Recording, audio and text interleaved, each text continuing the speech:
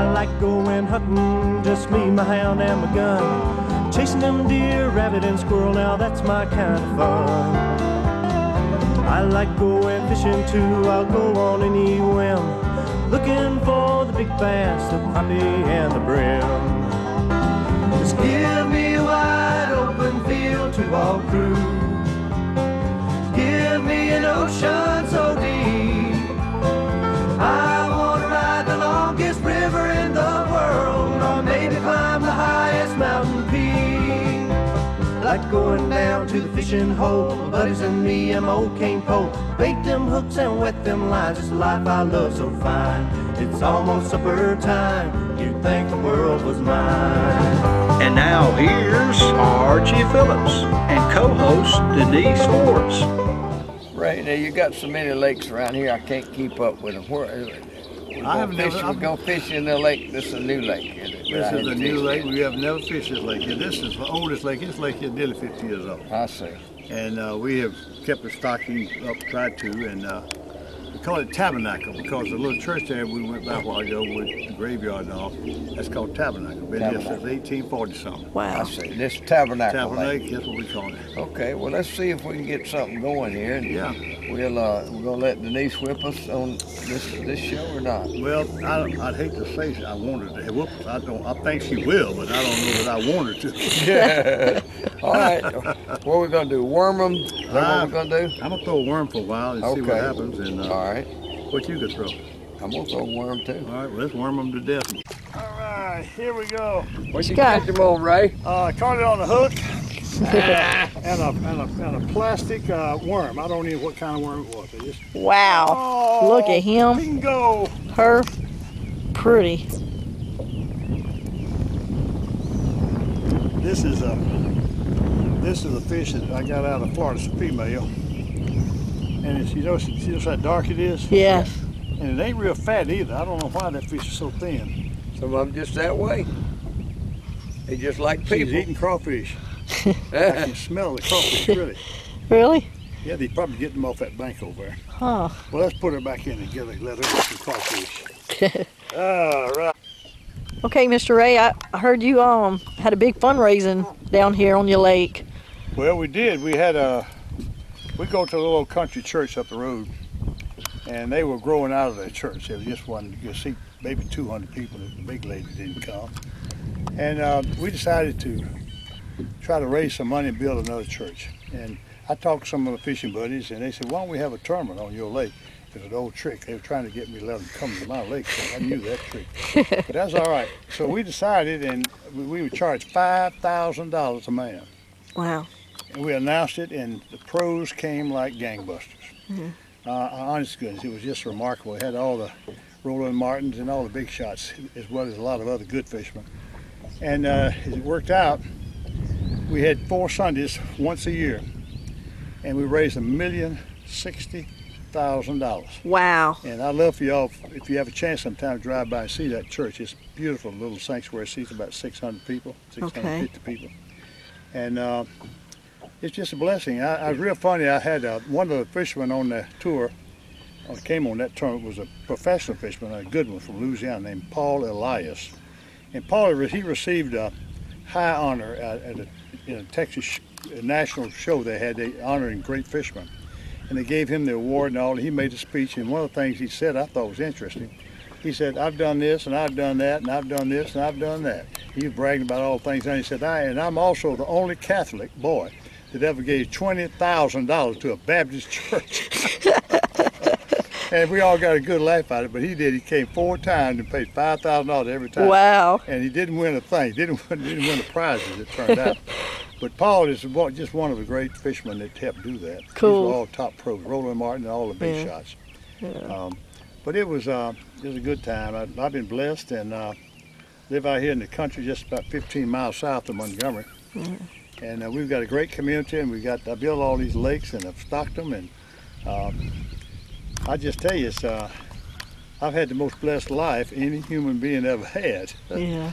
And I got more friends because of it, and one of them is Archie Phillips, who I've known since college days when we were both at Auburn University. Mm-hmm. And Archie is absolutely the only top best taxidermist I know. He's good at any fish, but he is extraordinarily good, and he's been doing it since he was a teenager. And I met him at Auburn, and he used to walk by his house. And at night, I could find his house because you didn't have to have a number. You just had to sniff. You smell all those dead fish he was mounting back in his house. But it's just been a great experience getting to know Archie and having all this fish. I've been the most blessed man, I guess, in the world. President's been here. I've had 2 presidents come here fishing, and they don't care that much about me, but they sure do like what we do have fishing-wise. Yeah. But anyway, it's just a joy to have that church up there. As we celebrated that we had a small note we had to have to get it done, and they just paid it all off. It's done, and they even burned in church. I couldn't believe it, burned the note. Wow. Yeah. And that's neat. Anyway, I'm the luckiest man in the world. Me and old Archie Phillips. I tell you, he's been my buddy since way before I was at college. I've known him. He's been stuffing fish, I know, for at least, I don't know how many years, but before he ever went to college, he was doing fish. Wow. And probably, in my opinion, without a doubt, he's the best taxidermist I know of anywhere in America. Cool. He knows how to do it. He develops techniques. It's private. Today, you don't have to kill a fish. If you catch a fish like that fish you caught back down a while ago, a 5-6 pound bass, or bigger, whatever, you want it mounted, you call Archie and tell him what the weight was, and he doesn't have to have. If you got photographs, fine, but he don't have to have that. And he will give you a reproduction in fiberglass that'll look good for 100 years and longer. Right. But it's just, I've been me and Archie both been the 2 luckiest men in the whole world. And I know I am lucky, and I've got a good family. I've been blessed with all this fishing land and waters and deer hunting, and just hope I live another 20, 30 years. I'm not but 80. Anybody that wonders about that, come to my birthday party on the 23rd of August. You have to bring a present, though, but you can't spend more than $5. So try to get as much as you can for $5. I'll lay underwear, shirts, I'll take anything. When I got the idea to start a fishing organization and put on tournaments, I was a prospector. In the insurance business, that's what I did all my working life after I finished school. But I wanted to have an organization that could have fishing tournaments. It was honest tournaments. A lot of them kind of, I don't trust them completely. So anyway, I needed names, and I had about, I don't know, a couple dozen people I thought might be a prospect to join the B.A.S.S Anglers Sportsman Society. And it didn't take me long to run out. I wondered, what can I do? Well, I had a buddy I'd known for a long time, and he had gone to Auburn with me. He's a taxidermist named Archie Phillips. And he did, even those days, it was the best looking fish that I'd ever seen. I couldn't afford him because he was charged about $50 in those days. But nevertheless, I called Archie. I told him what I was thinking about doing. I said, Archie, I need a few names. He said, how many names you need? I said, oh, as many as I can get. He said, well, you can have every name I got. Every man I ever mounted a bass for. Wow. You come up here and I can let you copy right off their addresses, phone numbers, everything. So I took my secretary, went to Birmingham and met Archie. And we spent, I guess, probably half a day writing them down. And then I used that as the basis for my mailing. Well, that's what I needed. In the first year, I had signed up 2,000 members. Wow. And I bet Archie was responsible for a third of them at least. But it was just a good start and blessing in a way, because I don't know what I'd done without Archie's help. But he just opened the books for me. And then a few years later, when I had another idea, which happened to work out, I wanted to raise some money for a little public school up here, a grammar school. And I found out that the teachers didn't even have enough budget nor money to even buy pencils and chalk and computer tapes and stuff they need to teach these grammar school kids. And I thought, what a disgraceful thing. So I had this idea one day. I catch these little fish weighed about a pound in my other big lake, and we were throwing them back, of course, and back catch the same fish over the. And so I thought, I got to get rid of some of these things. So I had this idea to have a tournament and charge money to come fish, and they fish from the bank. They wanted to put no bunch of boats in it. So I called 100 men off my list, and they paid $5,000 each. Wow, to fish from the bank. To fish from the bank. Wow. And we raised I forget how much it was, $100,000. We put that money in trust for the teachers to use. They have a method now where they can get it out from these computers and computer tapes and stuff like that. But anyway, Archie, and I know this sounds like I'm bragging about Archie, and I am, but he's never ever, and I've known him since, well, really before Auburn, when he stuffed my fish. But he never turned me down. Everything I ever did, the tournaments, the fundraisers that we did on these lakes, and it was just fun. And of course, not only did Archie help us out with the names, but he contributed himself. He came down and helped us in a way. He used to come over to you Falls when we had the big tournaments, and he would take in those days we kill all the fish. He'd take the biggest ones that we'd kill, take them back to his office there, and they would skin them and make taxidermy out of them. But he's just been a good friendship, and I wouldn't say this if Archie was anywhere near, because he'd think I was bragging on him. He'd probably want to charge me or something. But Archie's, if I have to pick my best 3 or 4 friends in the whole world, Archie would be right there amongst them. Cool. I mean, that's kind of a relation. I know it sounds kind of silly for 2 old turkeys like us talking like that, but that's the kind of friendship we've enjoyed. And I've got a few friends like him, but nothing greater than Archie Phillips. Cool. Easy, he's back under the boat, easy. Oh man, look out, look out, look out. Look at her, how she's having to bend over. Look. He's gonna get hung up in that motor, I'm afraid. Or either in them trees back there. Oh, there it goes. Is he loose? Let's wear him down now, Denise. Okay. That's another good fish. You have caught nothing but big fish today. Woo! Look at that thing. Holy mackerel. There he comes. Ah, look at that. Look at that. Ah, look at there. Denise, is this a fishing lake or I not? think I can land it. Denise, is this a fishing lake or not? Yes, sir.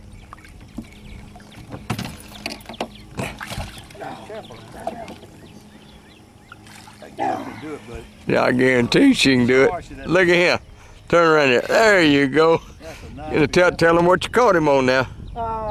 June bug. June bug. She likes that June bug worm. June bug, I gotta give you some of them June bugs. Well, she done caught 2 good ones. That's a beauty. Oh man. This fish is not that big. Can be about 5 3/4. 5 3/4. Yeah, that's a beauty. Oh yeah. Hold on, let me take. All right, resuscitate him, Denise. Get him mouth to mouth. He had a score on his mouth. He'd been hooked in the bottom of it before. That was awesome.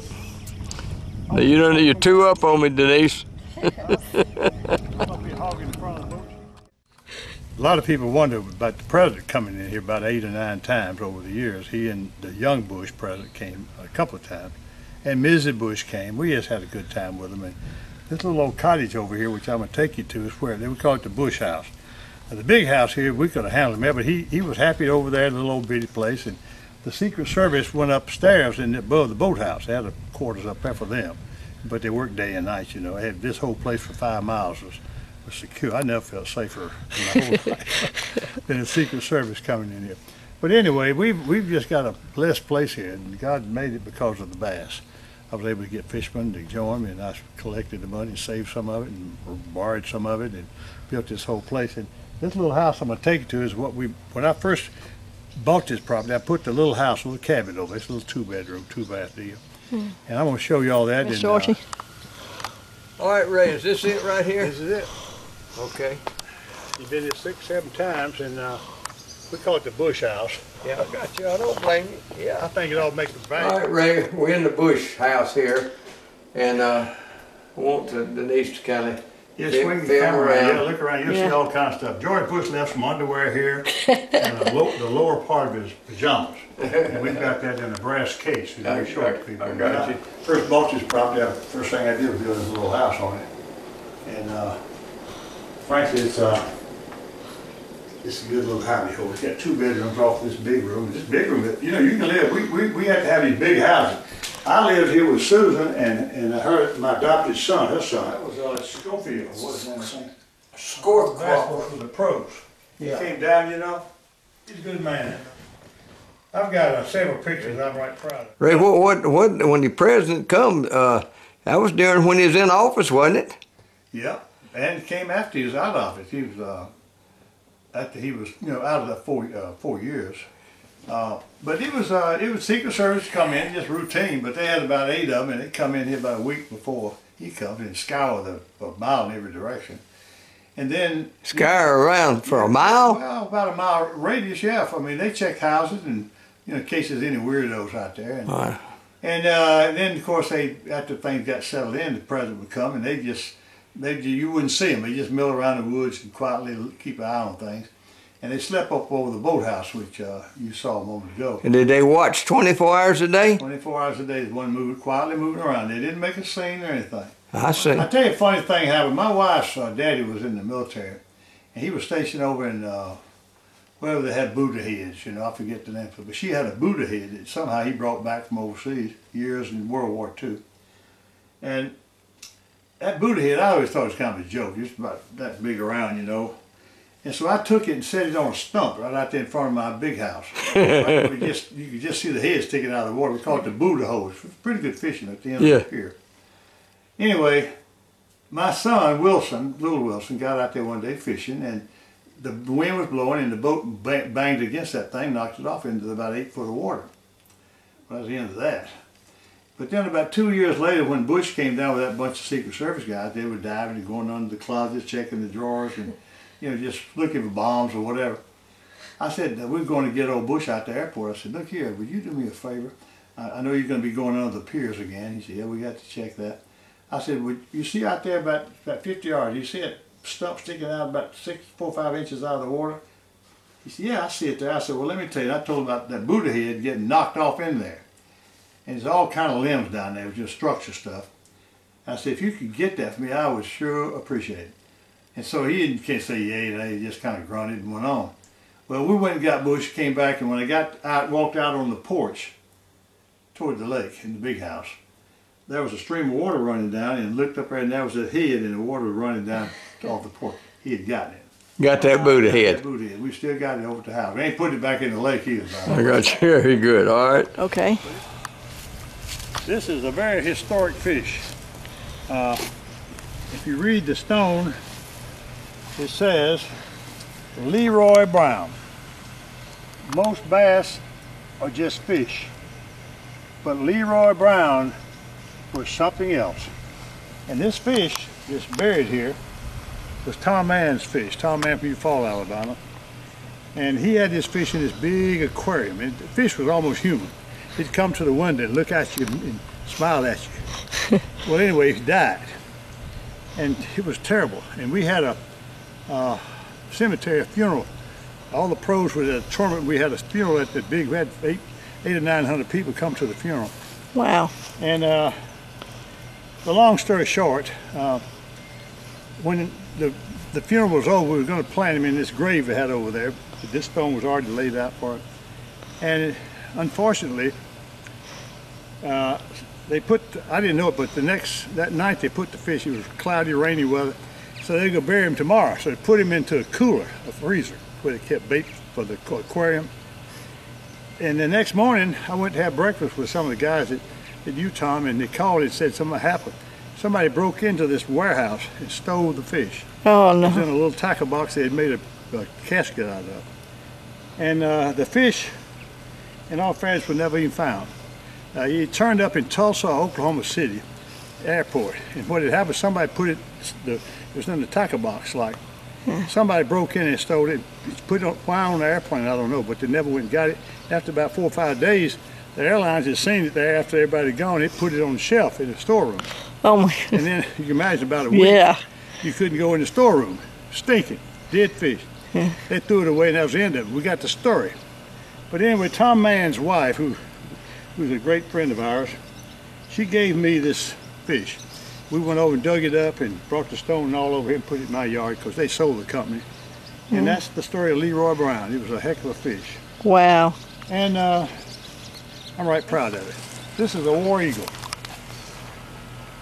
War eagle, and there's two of them fighting over a fish here. This is a bass, about a 2-pounder. And I was right proud of this thing. A neighbor of mine had this and I always admired it, and when he got sick and thought he was going to die, he gave it to me. Wow. Then he did die, and he wanted it back. I said, I ain't giving it to you. That's not really what happened. Yeah. But he did give it to me, and it's a pretty fish. I call it my war eagle. So I don't know what this is. I reckon it's supposed to be Who in the world is this all slicked up here in bronze? I think that's supposed to be me. Is that you, right? Yeah, that's before I died. In the younger days. Yeah, younger days. Yeah. Old broke nose and all. Oh, God did a good job. Wish he'd got those, you clean those ears out. He got a lot of wax. I want you to tell the folks too, Ray, who all you played football with at Howard.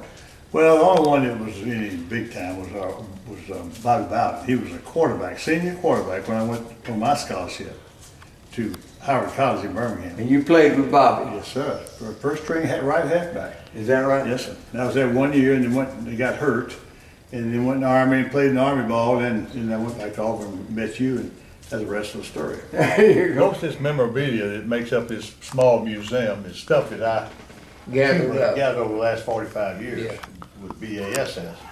But a lot of memories, man, I'm telling you. A lot of fun, too, wasn't it? What you talking about? And Archie, let me tell you something. I'm not saying this because the camera's rolling, but you have been better to me than anybody else except one man, and that's George Bush. Is that right? Because he made us semi-famous.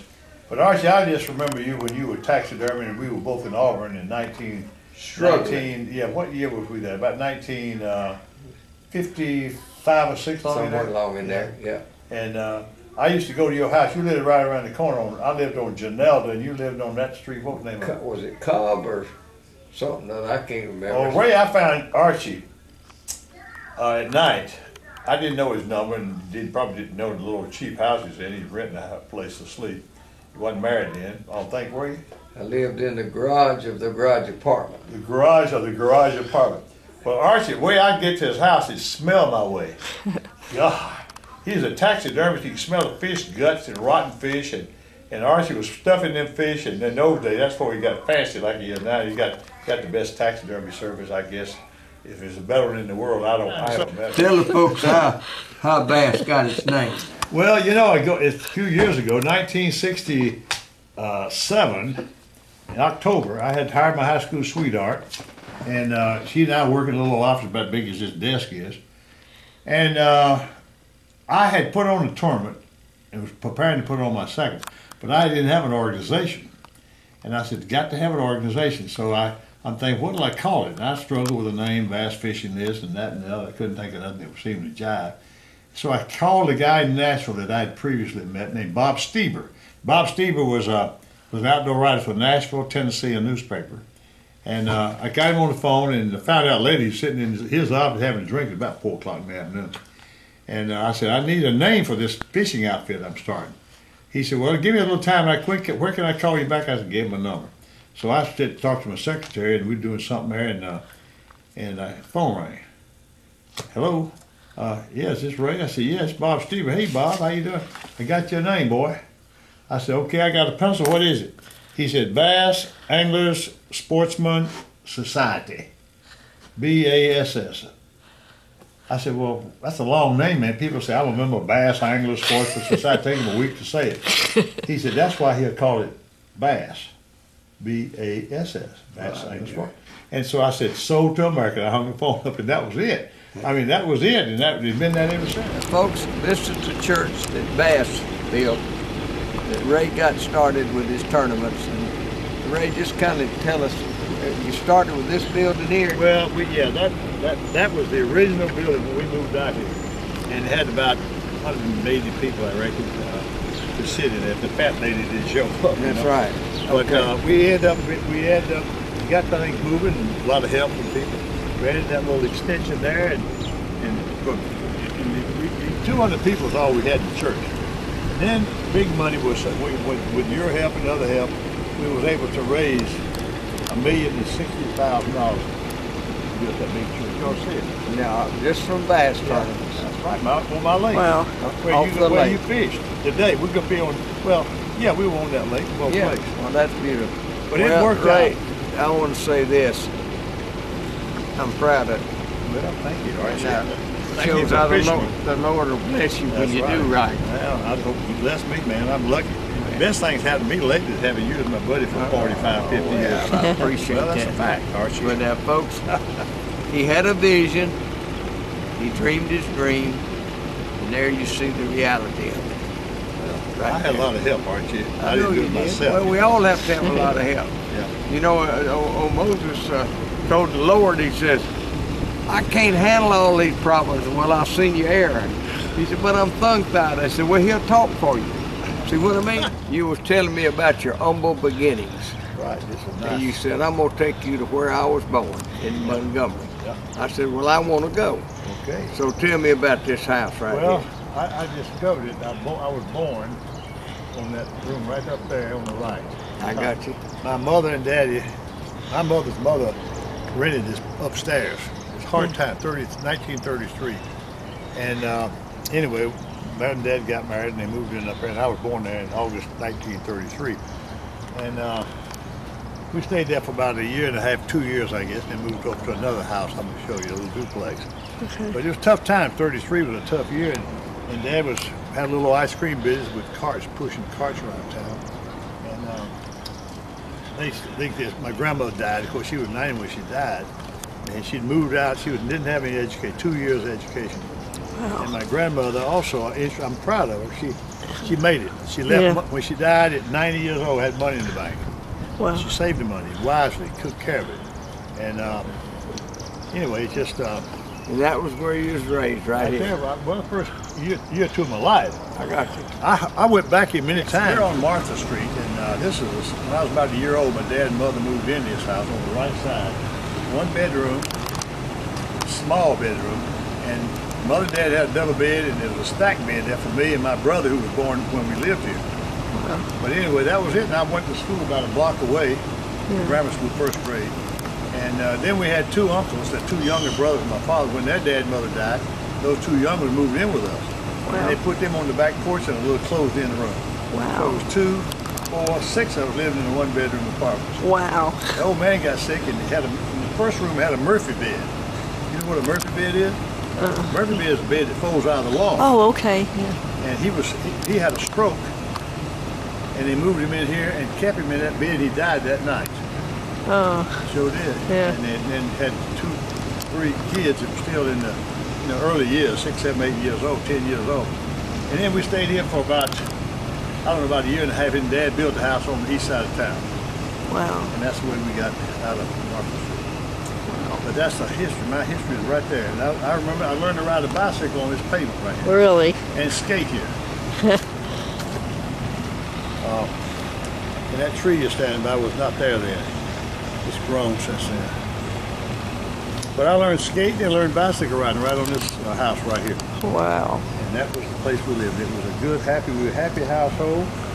This house over here wasn't there. It was an empty lot. We played ball on that street. Really? On that lot. So did. Well, that's neat. Tough times, 1934-5. Really tough times. And I didn't have sent out notes, but I never seen good times. But anyway, we all had a good time here, and I'm just pleased that I've been able to live in the big house, 2-story deal I showed you earlier. Right. And this little house here. That's about the size of it. You've had a day and spent a day in the life of Ray Scott. Fishing, talking, reminiscing. Lying, cheating, and stealing. Now everything in there, and we've had a great day. And Ray, Denise and I want to really thank you for a wonderful day, fun day of fishing, and just a fun day of fellowship. I ain't never had a bad day with Archie Phillips. I tell you, Archie, we go back a long way, and I have nothing but good memories from the time we was at Auburn together. I know. 35 years ago, whatever it was.